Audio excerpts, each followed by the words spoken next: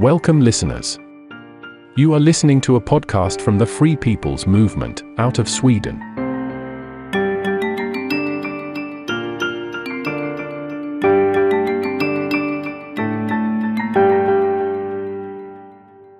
Episode 1. What is the deep state? You've probably heard the expression, the deep state, before, but even if you haven't, it doesn't really matter. We will in this episode try to explain what hides behind the expression. The global criminal organization known as the deep state is infiltrated throughout most of the world governments.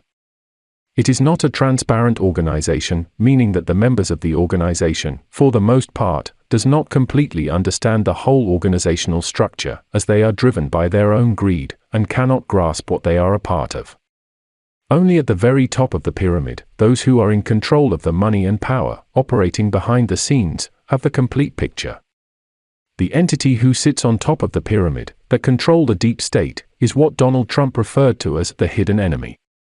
The hidden enemy is acting through the deep state actors in the captured governments, hiding behind corrupt government officials and various political parties. There is only the illusion of democracy, and the hidden enemy are the puppet masters hiding in plain sight. The deep state is, however, an all-inclusive term. A network of corrupt actors in the federal government, high-level finance, and high-level industry, operating as a hidden government that exercises power alongside, within or above the elected government. Basically, the deep state consists of individuals that put their own interest before the good of the public. People motivated by their own self-interests are more easily controlled and manipulated into carrying out a specific agenda, put forth by people higher up in the hierarchy. To make it a bit easier to understand, we can divide society into 3 tiers. Top tier. Intelligent gangsters. Intelligent, rich, and powerful people that are morally deficient, without any scruples, aka sociopaths. Corrupt bankers and titans of industry.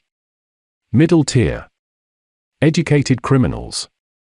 Well-educated, articulate and prominent people, also morally deficient, serving their own self-interests first. Corrupt politicians, media, professors, lawyers, doctors, and so-called philanthropists. Bottom tier. Useful idiots. Every other layer of society that believes in the fairytales and self-serving lies coming from the upper tiers, and blindly following their agenda without questioning anything. The 2 upper tiers would be included in the term deep state, but it's not really that black or white. Most people do not realize that this structure exists, or that they themselves are a part of it. This sort of abstract thinking, of how society really is constructed, has been purposefully withheld from our formatting. The entity known as the deep state is, however, very old, and is not by any means static in structure. The deep state players have always sought to control information, money, and government. Control of money can easily buy control of information. Control of money and information buys control of government. Control of the government buys control of the people. Who creates and controls our money? Most people think money is created by government. This is incorrect. There is a whole hidden side to our history regarding the control of the creation of money, which we cannot go into in detail because of the complexity and length. But to simplify this, money is created by private banks when a loan is created, with interest attached. Sir Josiah Stamp, director and president of the Bank of England, said during the 1920s the following: "The modern banking system manufactures money out of nothing. The process is perhaps the most astounding piece of sleight of hand that was ever invented. Banking was conceived in iniquity and born in sin. Bankers own the earth. Take it away from them, but leave them the power to create money and control credit, and with the flick of a pen, they will create enough money to buy it back again.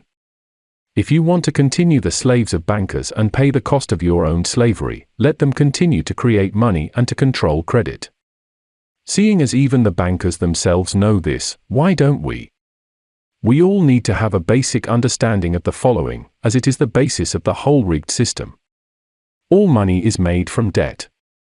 Every last cent of our monetary system is created through debt. The central banks, which are privately owned, create money from thin air, then lends it to government. The private banks also create money from thin air and lend it out to the public. Both the central and private banks charge the borrower for the creation of money. The cost for creating money is called interest. To simplify this, if the interest is 10%, for every $100 created, $110 has to be paid back to the bank. This creates a problem. A big problem. If all money is created from debt, that means that in order to pay the interest, more money needs to be created. Another indebtment has to be made, also with interest attached. And in order to pay the interest on that debt, more money needs to be created, also with attached interest. And so on, and so on. Do you see the problem? This means there is an ever-growing cost for the interest. After a couple of decades, the amount of money owed in interest will consume the whole economy. Then the economic system fails. You can research this topic for yourselves, but it is important to understand the following. Those who create money control the world. Governments cannot function without money. So tell me, who has the real power? What if I told you that the hidden enemy is really, at its core, the same entities who create our money? Apart from money, what more do they control? What if I also told you that this global criminal organization control big tech, pharma, finance, food, and so on? The hidden enemy also control the World Health Organization, which at this point should be blatantly obvious. The economic system is on the verge of collapse because of the cost of the compounded interest, and the hidden enemy knows and has planned for it. This is the real reason for the pandemic. It was meant to take the blame for the economic collapse, to usher in the Great Reset. This will, however, not happen. I know most of you think that the Rothschild family sits at the very top of the pyramid. But they are not exactly hiding in plain sight though, are they? No doubt that the Rothschild banking dynasty was once very powerful.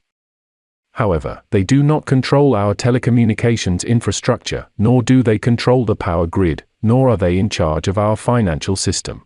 I will not bore you with a history lesson, but have you ever wondered what JFK was talking about in his speech about a global conspiracy? He was talking about this exact topic. They are responsible for every single war in the last century, at least. Some questions that need answers. Who does George Soros really answer to? The three-letter agencies have been corrupted and controlled by this global criminal organization. How is that possible? Well, who controls the wire? In the next episode, these questions will have their answers. Thank you for listening.